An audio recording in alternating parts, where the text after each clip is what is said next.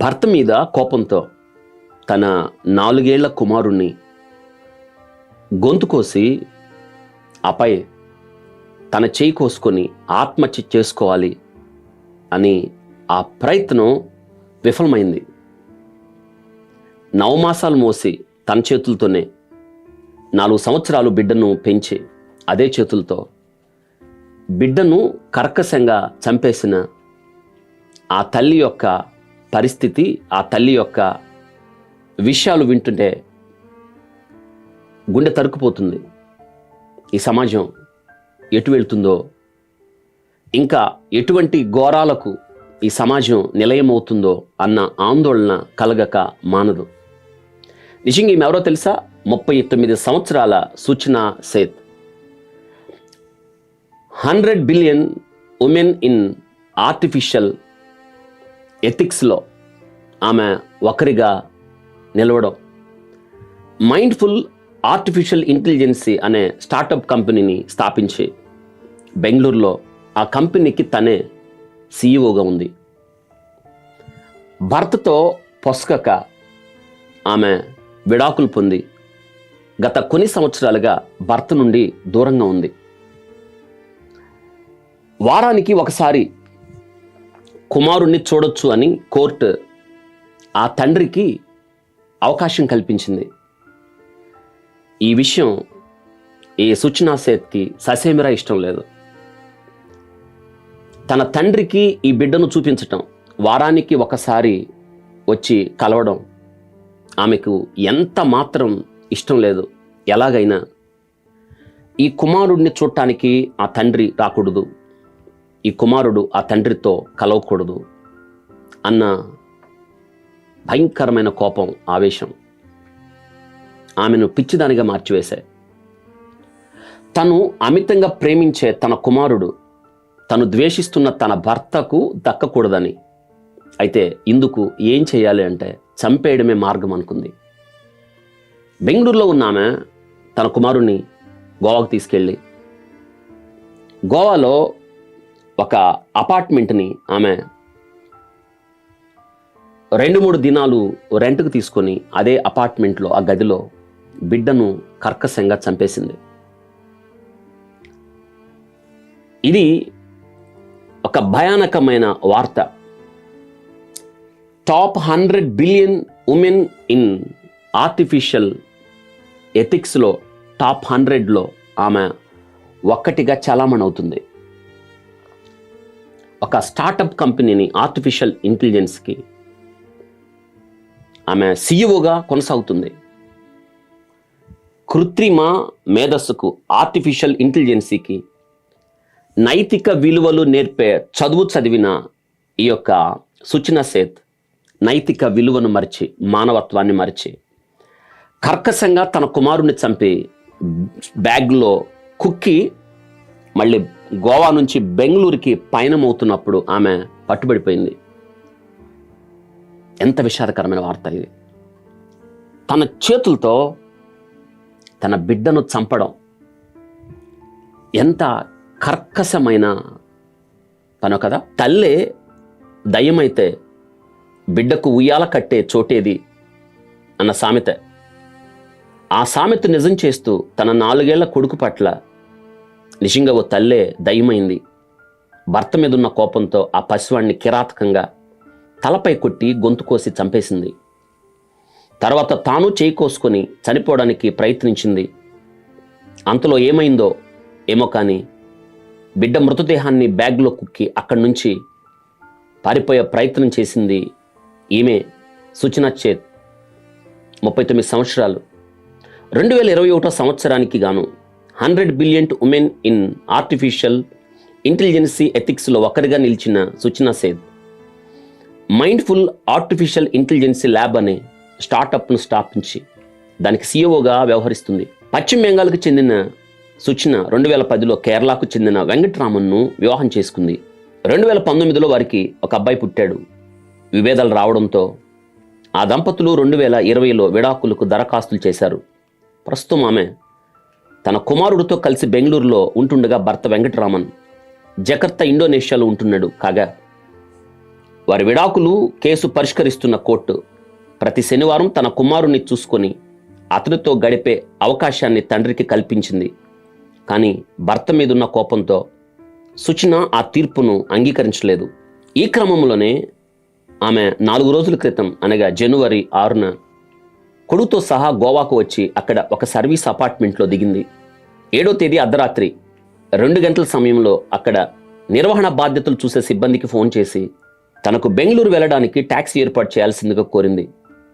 అంత దూరం ట్యాక్సీలో వెళ్ళడానికి చాలా సమయం పడుతుందని, పైగా ట్యాక్సీ కన్నా విమానంలో వెళ్తే సురక్షితమని చెప్పినా వినలేదు.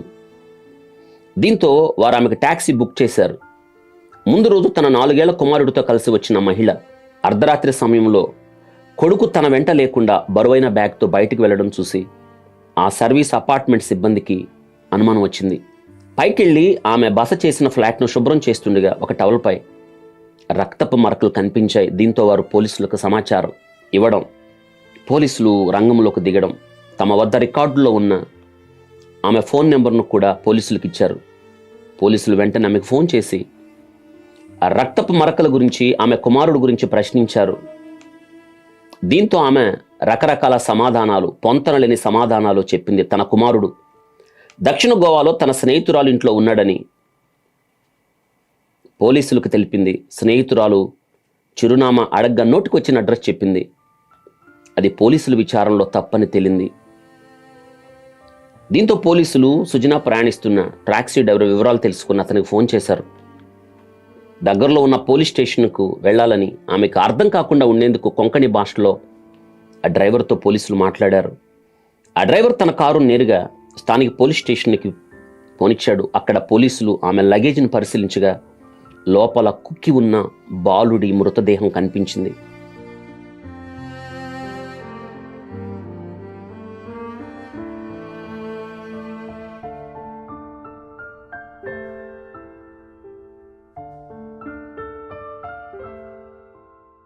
పోలీసులు సుచనా సేన్ను అరెస్ట్ చేసి తీసుకువెళ్తున్నప్పుడు ఆమె వేస్తున్న ఆర్తనాదం ఏంటో తెలుసా?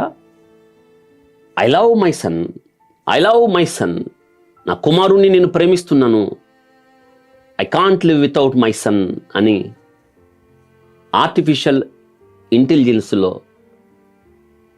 మేధస్సుకి నైతికతను, ఆ మేధస్సు గురించి పరిశోధనాత్మకంగా ఆమె ఉన్నతమైన స్థానానికి ఎదిగి నైతికతను మర్చిపోయింది. చేజేతులారా, తను ఎంతో ఇష్టపడి ప్రాణప్రదంగా చూసుకుంటున్న తన కుమారుని అదే చేతులతో చంపడం ఆర్టిఫిషియల్ ఇంటెలిజెన్స్ ఒక వ్యక్తిని ఎంత దూరం తీసుకువెళ్తుందో చూసారా? నేటి దినాన మానవాళి దేవుడు తమకిచ్చిన జ్ఞానాన్ని కాకుండా, దానిని వాడకుండా, దానిని ఆచరణలో పెట్టకుండా, దానిని పక్కన పెట్టి కృత్రిమ మేధస్సు వైపు పరుగులు తీయడం ఎంత విచారకరమైన సంగతి ఆలోచించండి.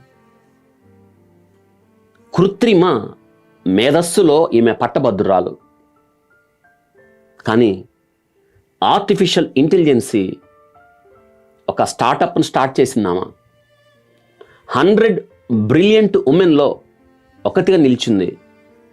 కానీ తను నేర్చుకున్న, తను పొందిన మేధస్సు, కృత్రిమ మేధలో ఆమె సాధించిన ఉన్నతమైన స్థితి ఆమెకు నైతికత నేర్పలేదు. చూసారా? మన జ్ఞానం, బుద్ధి మనకి దేవుడు మనలో ఉంచాడే, అది మనకు బాధ్యత నేర్పుతుంది. మనకు మార్గాన్ని నిర్దేశిస్తుంది. దేవుడు మానవునికిచ్చిన జ్ఞానం ముందు, వివేచన ముందు, మానవుల్లో ఉంచిన బుద్ధి ముందు మనుషులు తమ కొరకు వృద్ధి చేసుకొని, మనుషులు తమ కొరకు తయారు చేసుకున్న యాంత్రిక జ్ఞానం, మేధస్సు, ఆర్టిఫిషియల్ ఇంటెలిజెన్సే ఓడిపోయింది.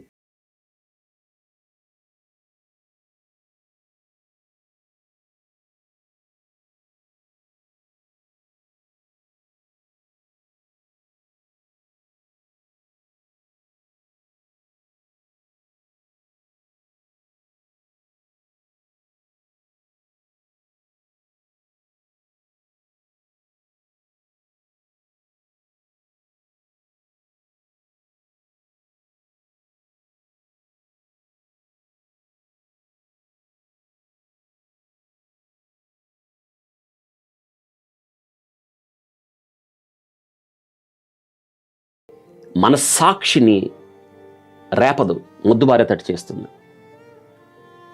అది ఎప్పటికీ యాంత్రికమే, సహజం కాదు.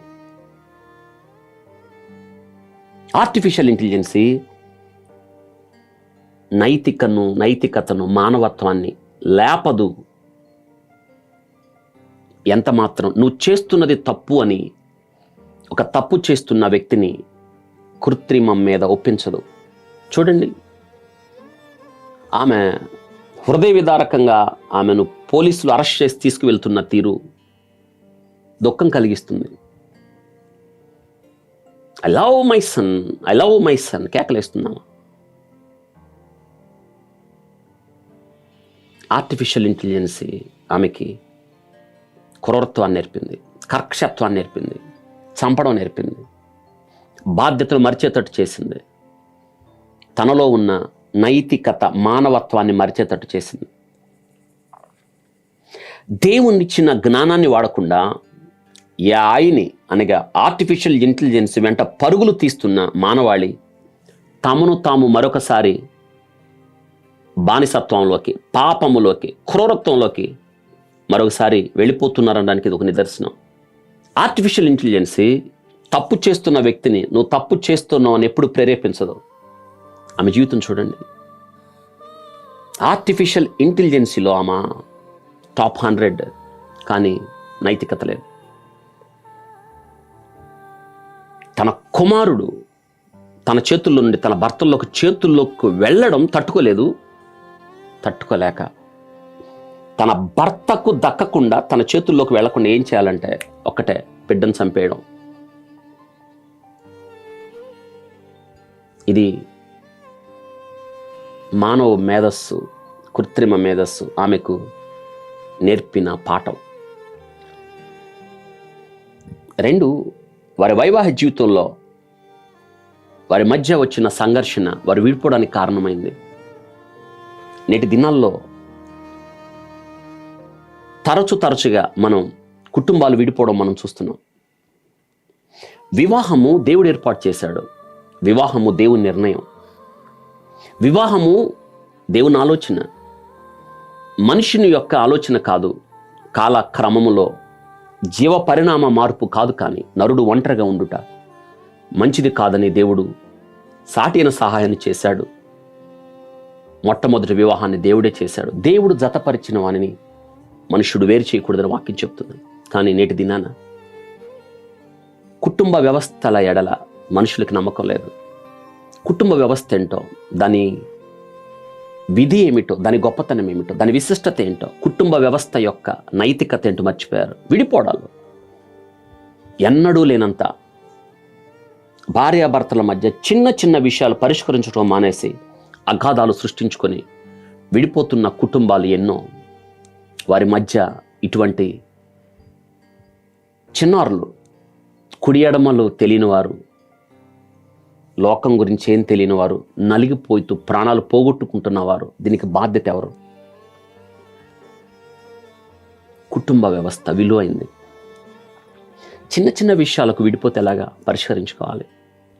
మీ ఇద్దరకు ప్రతిరూపంగా దేవుడు మీకు ఇచ్చిన బిడ్డలు ఉన్నారు. వారి సంగతి ఏంటి? వారు ఎవరి నీడలో పెరగాలి?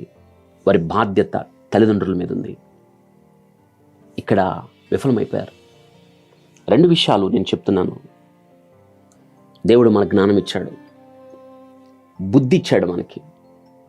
మనము సరిగా బ్రతకడానికి, జీవించడానికి దేవుడిచ్చిన జ్ఞానమునకు మించి ఏది లేదు. అది మనకు నైతికతను నేర్పుతుంది, మానవతను తట్టి లేపుతుంది, మన బాధ్యతను గుర్తు చేస్తుంది. ఎప్పుడైతే మనం దేవుడిచ్చిన జ్ఞానాన్ని వాడకుండా కృత్రిమము వైపు వెళ్ళామో ఇటువంటి అనర్థాలు మరింతగా మానవ జీవితాల్లో చోటు చేసుకుంటాయి. దేవుణ్ణి పక్కన పెట్టేసిన మానవుని యొక్క జీవితానికి ఈమె నిలువెత్తు నిదర్శనం అంటాను నేను. ఇక కుటుంబ వ్యవస్థ చిన్న చిన్న విషయాలకు విడిపోకుండా పరిష్కరించుకోవాలి. Marriage is nothing but union of two forgivers. ఒకరినొకరు క్షమించుకునే ఇద్దరు సముదాయం. క్షమించుకోవాలి, అర్థం చేసుకోవాలి, ఒకరినొకరు ప్రేమించుకోవాలి, క్షమించుకోవాలి, అర్థం చేసుకుని ముందుకు సాగాలి. చిన్న చిన్న విషయాలకు విడిపోతే ఎలా అండి? దేవుడిచ్చిన జ్ఞానం దాన్ని మించింది ఏది లేదు. దేవుడు ఏర్పాటు చేసిన వివాహ వ్యవస్థ దాని నుంచి పక్కకు వచ్చేయకూడదు. ఇప్పుడు ఈమె ఏడ్చి ప్రయోజనం ఏముంది? నా కుమారుడు నాకు కావాలి, ఐ లవ్ మై సన్. ఎక్కడున్నాడు ఆ కుమారుడు? తన చేతులతో చంపేసింది. ఎంత విషాదం, ఎంత దుఃఖం. తిరిగి ఆ కుమారుణ్ణి ఎవరు తీసుకొచ్చి ఇస్తారు ఆమెకి? ఆమె భవిష్యత్తు ఏంటి? జైలు గడపాల్సిందే కదా. ఆమె తర్వాత పయనం ఏమిటి? నిజంగా ఒక విషాదం ఆమె జీవితం. ఇటువంటి జరిగినప్పుడు హెచ్చరిక నుండి మన జీవితాన్ని సరిచేసుకొని, దేవుని వాక్యాన్ని తెరచి జీవితాన్ని అర్థం చేసుకొని, బుద్ధి జ్ఞాన సర్వసంపదలు క్రీస్తులో ఉన్నాయని గుర్తెరిగి ప్రభువుకు జీవితాన్ని సమర్పించి ముందుకు వెళ్ళి పాడైపోయిన సమాజాన్ని బాగు చేయడానికి మనం ముందుకు సాగుదాం. కొంతన్న మన సమాజానికి మేలు చేద్దాం. ఒక్కరమైన మూర్ఖ జనుల మధ్య మనం దేవుని వాక్యాన్ని చేతపట్టిన జ్యోతులుగా మనం ఉందాం. May God bless you.